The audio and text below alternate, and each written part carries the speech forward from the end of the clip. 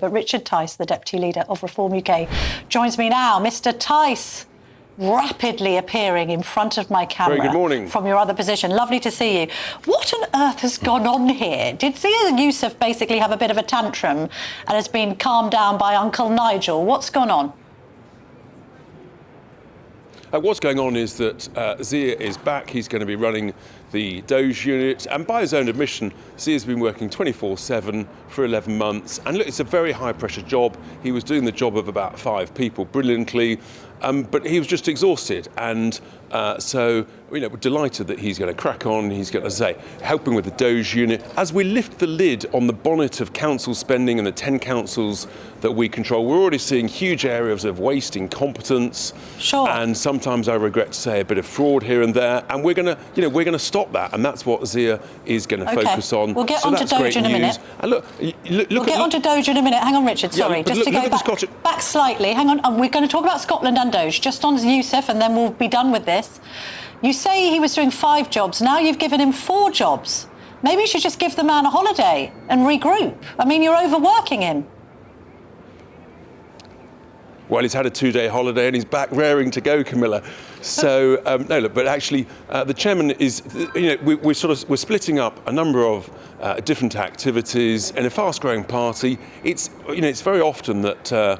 Not surprising that you're just pushing on at pace, and you in a sense don't realise just how demanding it is, and the pressure and the politics, and I regret to say that Zia had received horrendous online abuse, which was just appalling, and this does take its toll. Where's that coming from, that online abuse? Was it in the aftermath of the Rupert Lowe row? Is it Reform supporters that don't like Zia Yousaf for whatever reason? Who are these people abusing him? Wherever it's coming from, it's horrid, it's vile, and I'm very sorry for Zia, but politics, it can be an awful game, and some of that abuse is just awful, and I just hope it stops. Have you found a new chairman yet? I know we're going to get an announcement in the week, but has somebody already been chosen? Well, patience is a virtue, all in good time, but we've got lots to talk about. We're talking about Well, just patience is a virtue, Camilla. That's all I'll say. All right. And then how about finally, just on this saga, the Sunday Telegraph leader today saying Farage now has to show his party can grow up. It's not wrong, is it? Hey, listen, we're leading the national polls, so I think actually we're growing all the time. And also in the Sunday Telegraph, my letter to the Governor of the Bank of England saying you shouldn't be wasting tens of billions of pounds of taxpayers' cash voluntarily enriching city institutions, paying interest on the quantitative easing money. You shouldn't be doing what they call quantitative tightening. Also, another voluntary decision, negligent decision, wasting tens of billions of pounds. And what this is doing, it's actually driving up the cost of government debt by about 0.5% plus or minus, which is also billions of pounds more extra cost of taxpayers' cash. I'm the only one that's calling this out. I'm demanding a meeting with the Governor of the Bank of England and his colleagues on the MPC. When you're short of cash, you should stop wasting it. And if we stop wasting money in the back office, then guess what? We can invest more money on better frontline services. Is Andrew Bailey fit for purpose? Well, I just want him to do a really good job on behalf of the British taxpayer and not waste money enriching city institutions. And that's why I'm calling it out. I just don't think he's been properly scrutinised and challenged by the Treasury Select Committee, who haven't been asking the right questions. And it's not right that unelected officials should make big strategic decisions on quantitative easing and quantitative tightening with no debate, no challenge, no scrutiny in the Commons and as I say, amongst the parliamentarians. And that's what I'm trying to instigate. And I think it's completely the right thing to do. Is this you pitching to be the next chancellor? Would you like to be chancellor if Reform UK win the next election? This is me pitching. Well, I definitely want Reform UK to win the next election. Do you want to be chancellor? I understand about money and finance and business. Well, that's a decision for the boss. When Nigel's Prime Minister, he'll make his decisions, and of course I serve at the boss's pleasure. But the reality is that I'm the only one who's calling out this waste of spending, Okay. tens of billions of pounds every single year. Yeah. Economists agree with me, former deputy governors of the right. Bank of England agree with me. Once again, Tice is right. Talking about a waste of spending, why on earth is Nigel Farage wanting to scrap the two-child benefit cap when it's got the support of 6 in 10 Brits? People think it's a good idea to limit the amount of benefits given to people having children, not least because the benefits bill has shot up by a staggering 89 billion in the last decade. So what we should look at it is in the round, we've got to make people work. If you can work, you should work. So we need to dramatically scale back those who are choosing a lifestyle choice to be on benefits, but as part of an overall family-friendly package of benefits, and we need more British-born children to reduce the demands on pressure on immigration. In the round, this is the right thing to do. We need to get people back into work, and we need more British-born children. And as part of an overall package, we believe this is the right thing to do, and it's good to talk about it. Don't we need more children in general? The birth rate has gone down from the traditional 2.4, when both you and I were little ones running around, to now under 1.7. Doesn't matter who's having the children, we just need the population to go up. Or are you saying that you only want indigenous Brits to be having children in this country? What I'm saying is I want more children born in Britain so that you reduce the pressure on bringing people in from overseas, and we need people to realise that work is a good thing and stop paying millions of people to sit at home and not be in work. You've got to make work pay, and you've also got to make it, you want a world-leading benefit system that only that targets the genuinely disabled, the genuinely vulnerable, and those genuinely seeking work. At the moment, we've just got almost a sort of an online free-for-all, and it's just not good enough. Would you cut benefits for people seeking them for mental health problems? Look, serious mental health is a really, really difficult horrific illness, but there are far too many people, frankly, who need to develop a lot more resilience. And you know, for many people, one of the best cures for what they perceive as being a bit of mental health is actually get busy, get up, get out, go to work, get on, and that's a good thing. It's good for your soul, it's good for your self-dignity, it's good for your family, it's good, for example, to your children, and it's good for your local community. Family, community, country, that's what we stand for. So it sounds like you don't support, for instance, personal independence payments, PIP, for people with anxiety, mild depression, conditions like autism and ADHD. Is that a fair summary? A fair summary is that I think we need to develop a bit more resilience amongst lots of people, and it's become too easy for too many people to make a lifestyle choice. They're having a bad day, having a bad week, maybe it's a bit of mental health, maybe I'll go and try and claim it. And that's not good enough. If you can work, you should work. It's a great thing and it's good for your mental health. Back to your idea about a British baby boom. Is it a problem if immigrants are having babies in this country over the course of the next years? Look, I just think we've got to focus on more British-born children. That is a good thing. As you said, the demographic numbers have gone completely in the wrong direction. Having a family-friendly income tax arrangement so that mums and dads can share part of their income tax allowance, that's a good thing.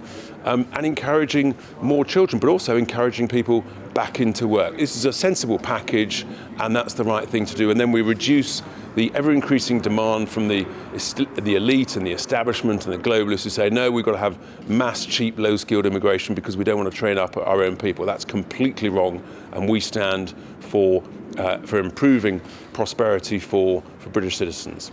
But when you talk about British born, are you reflecting Professor Matt Goodwin's research during the week, that white minority report? Are you concerned about that, Mr. Tice, this idea that white British people could be in a minority in this country by 2063? Is that why you're saying more British people should have babies? Yeah, the reality is, yes, we want more British people to be able to feel that they can, they can grow a family. And that's a very good thing. I've not studied Mr. Goodwin's research in details. It may or may not be accurate based on whatever assumptions, who knows. But look, at the end of the day, let's just focus on making people better off. And the way you do that is encouraging work, encouraging risk-taking from entrepreneurs, and that's how you encourage economic growth, and I think it's a really good thing. And I just repeat this thing, it's really important. Family, community, that leads to a better country, and that's our values, that's what we stand for. And funnily enough, it seems to be resonating. We're leading the polls, and we nearly caused a huge upset in Scotland in the by-election on Thursday night in what was a three... we've caused a seismic shock to Scottish politics, despite all the ridiculous, beastly, nasty words they said about us. I know. Guess what? The slogan "Drill Scotland Drill" seems to be resonating. All right, but you just said there, you were just about to say it was a 3-horse race, when last week you were briefing that it was going to be a 2-horse race between Reform and the SNP. I mean, with everything that the Labour government has been doing wrong, which you have been pointing out on a daily basis, Richard Tice, quite staggering to see Keir Starmer's party win in Scotland. I thought you were meant to be coming second. What went wrong? Well, look, you had 3 parties within 750 people's votes. So this was a 3-way marginal. And yes, it was like a photo finish, to be honest. And yes, at the last minute, Labour just got their nose ahead at the photo finish. But I tell you what, the SNP and Labour, they are a coalition of the terrified in Scotland as we head towards the Holyrood elections next May. Who knows? We're going to push on, and I think we could surprise lots of people. Maybe a coalition of the right should come together in Scotland to beat the coalition of the terrified. Because if you added up Reform and the Tories' rather dismal vote, but a vote nonetheless, in Hamilton, you would have beaten the Labour Party, wouldn't you? So aren't there examples of some pockets of the UK where you do need a pact? And Scotland is one of them, and probably also maybe even Wales. No, what we're seeing is that vote Tory, get Labour. They should have stood aside, and if those votes had come to us, then yes, we would have won that election. So you could also been a say complete vote Reform and get this time Labour, last couldn't year, you? you were saying that I was the problem.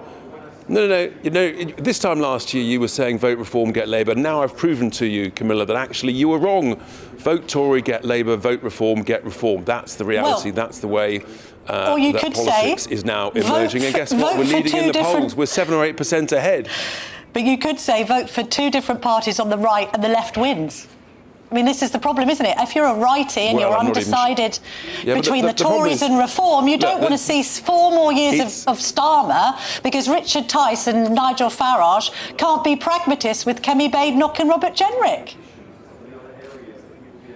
Competition's a great thing, and we are leaving the Tories now. They're becoming essentially a minor, disappearing old party, and that's fine. We're replacing them, and yet the Prime Minister is terrified of Reform. And yet, Kemi Badenoch's going further than Reform and the burka, isn't she? I mean, you have this internal squabble because someone decides that they might want to suggest banning the burka. Everyone in Reform, suddenly there's a tantrum, and Yousaf strolls out and all the rest of it. Badenoch, to her credit, has said, actually, I think we should consider banning it in the workplace. Then when it comes to Trump-style travel bans, again, Nigel Farage says, I don't think we can touch anything that right-wing. And Kemi Badenoch says, the Conservatives will consider it. Are you being outgunned by Kemi Badenoch, of all people, on some of these issues? Nonsense. What we've done is we've triggered a national debate, and we're delighted. That's exactly what we want to do. Once again, the Tories are floundering, so they're having to copy Reform, and Kemi's catching up. Look, that's fine. I mean, she said that we were just a fan club. I think Kemi's just jealous that she hasn't got any fans at all, and she's sort of copying us. That's fine. Look, it's done for them. Certainly in Scotland, as we saw this week, we're leading in the polls. We're setting the agenda, and we're showing people how to save tens of billions of pounds by the Bank of England. I'm completely unclear on burkas. I'm pretty clear. Do you want to ban them or not? Yes or no, Richard Tice? We're having we've triggered a national discussion. I'm very concerned about them. Frankly, I think they are repressive. I think that they make women second-class citizens. We're a Christian nation. Yeah? We have equality between the sexes, and I'm very concerned with them. And if someone wants to convince me otherwise, well, come and talk to me. But at the moment, my view is that I think we should follow 7 other nations across Europe that have already banned them. If they thought it was a good idea, they had a national debate. Let's ask them why. And sometimes we actually have to learn from learn from other nations. Have we got an exclusive on GB News? Richard Tice wants to ban the burka. No, Camilla, I'm repeating the language I've used for the last 3 days, which is I'm very concerned about it in a Christian nation. And the truth is, how many of the women who wear a burqa wear it out of their own choice or because they're forced to? And that's not how we do things in the United Kingdom. I get all of the arguments. I'm just asking you a simple yes or no question. Your colleague, Sarah Pochin, tabled this in the House of Commons. You're the Deputy Leader of Reform. You've had an internal party row. Yes or no, do you think the burqa should be banned? It's such a straightforward question. It is very straightforward. We triggered a debate, which is great, and I've just said to you, I'm very concerned about it. I don't think that yes? It's right for the UK, and I think no one's convinced me otherwise. But I'm happy to have a debate. Let's trigger a debate first of all. And here's the thing, Camilla, sound like you need a debate. Have a policy as a party on every single thing. But you sound like you've got all of the debate. But you sound like you've made up your mind. So why not just say now, with me, in answer to my straight yes Camilla, or no question? I've literally just said to you, I want people to try and convince me otherwise. But as far as I'm concerned, I'm very concerned about it. Let's have that debate. Let's hear where the country's mood is. It may be different to these 7 other European nations that have already banned it. Let's talk about it. Let's have that debate. That's a great thing. That's what you do in a democracy. You embrace free speech and talk about stuff and then make a decision. Just so I've got my head around it, I've got my head around it, because I don't think anyone knows at the moment where Reform as a party stands on banning the burqa. We know where Sarah Pochin stands. I've literally just said to you, we've triggered a debate. Do you want to you think we should ban it and you'd like to be persuaded otherwise, but if you're not, you would advocate a ban? Is that where you are? Yeah, if people don't convince me otherwise, then I'm for banning it. But as I say, I'm happy to have the debate. I'm happy to listen to other side of the story. And I repeat the point, you don't have to have a party policy on everything in order to trigger a national discussion, a bit of a debate, and that's what we've done. And now you've got the likes of Kemi Baden not copying us, and that's fine. We lead the way. That's what we do at Reform. All right, Richard Tice, thank you very much indeed. You've been very generous with your time this morning, and I'm grateful. Thank you.